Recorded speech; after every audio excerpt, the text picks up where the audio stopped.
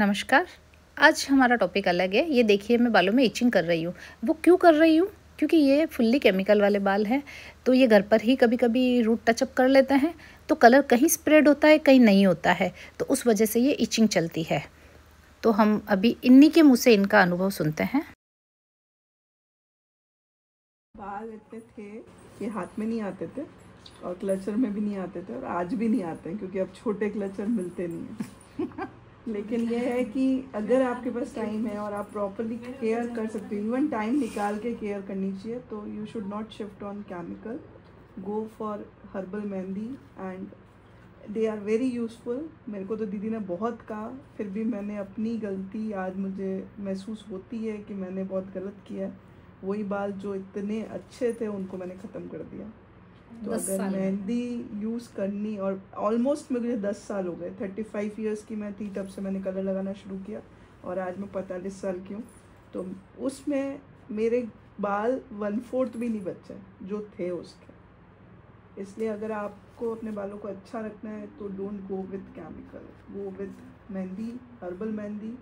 It will be very helpful and very useful. तो आज हम रूट टचअप कर रहे हैं इनका केमिकल से। और ऐसा नहीं है कि केमिकल बिल्कुल नहीं करते हैं। मैंने पहले भी बताया है कि 10 में से 9 क्लाइंट्स हीना लगवाएंगे तो 1 क्लाइंट्स रूट टचअप करवाते हैं, और वो हम करते हैं। बस रूट टचअप के अलावा हम कोई भी केमिकल नहीं करते हैं। ये भी इसलिए कि जो यहाँ पर फेशियल वगैरह सब कुछ कर रहे हैं, उनके फिर रूट टचअप अगर करवाते हैं तो करना होता है हमको। मैंने बहुत करीब से केमिकल का दुष्प्रभाव देखा है, जैसे उदाहरण आपके सामने ही है। तो इस तरह से ये एक नहीं, बहुत सारे लोग ऐसे हैं जिन्होंने केमिकल से अपने बालों को ख़त्म कर दिया है, लेकिन उनकी मजबूरी होती है, उनके पास टाइम नहीं होता है कि वो हीना पर इतना टाइम दे। उनको पता होता है कि केमिकल हमारे बालों को ख़त्म कर रहा है, और सिर्फ बालों को ही नहीं, इनको भी आइज़ में प्रॉब्लम होने लग गई है, आइज़ बर्न होने लग गई है। तो सब कुछ है, लेकिन उसके बाद भी, पता होने के बाद भी हम कई बार हर्बल पर शिफ्ट नहीं हो सकते हैं। वो हमारे पास टाइम नहीं होता है। ये भी जॉब करती है, हेक्टिक शेड्यूल की वजह से ये मेहंदी पर उतना टाइम नहीं दे पाते हैं। हालांकि ये भी हर बार सोचते हैं कि मैं मेहंदी पर शिफ्ट हो जाऊं, मेहंदी पर शिफ्ट हो जाऊं, लेकिन नहीं हो पा रहे हैं। अभी भी हम यही डिस्कशन कर रहे हैं कि दीदी मेरे को मेहंदी पर शिफ्ट होना है, पर मैं क्या करूँ, कैसे टाइम मैनेज करूँ।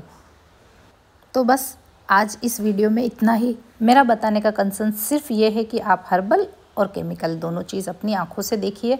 और मैं जो भी बोलती हूँ, मैं अपने अनुभव से ही बोलती हूँ, क्योंकि मैंने प्रत्यक्ष चीज़ों को देखा हुआ है। इनके बाल भी मैंने देखे हुए हैं।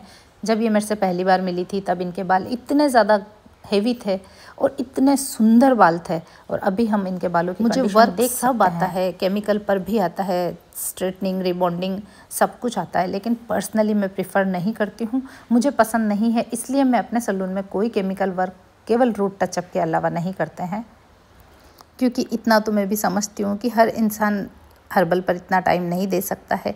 किसी किसी की मजबूरी भी होती है, तो हम उन पर कोई चीज़ थोप नहीं सकते हैं।